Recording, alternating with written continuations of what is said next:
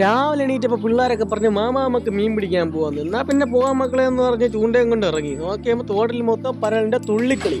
അതിൽ നിന്ന് പിള്ളേർ പിടിച്ചു വന്ന പരലും എടുത്തുകൊണ്ട് നേരെ ചൂണ്ടയിടാൻ ചാടി. ചൂണ്ട വെള്ളത്തിൽ കാണിക്കേണ്ട താമസം ഒരു കരത്തം വന്നൊരു വെട്ടങ്ങ് വെട്ടി.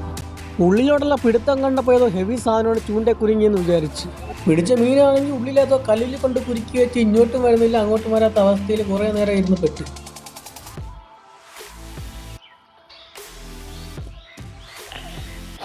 അവസാനം സസ്പെൻസ് കളഞ്ഞ് മീനിങ് പുറത്തു വന്നു.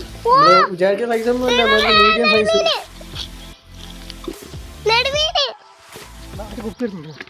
കുപ്പിയാ കുപ്പി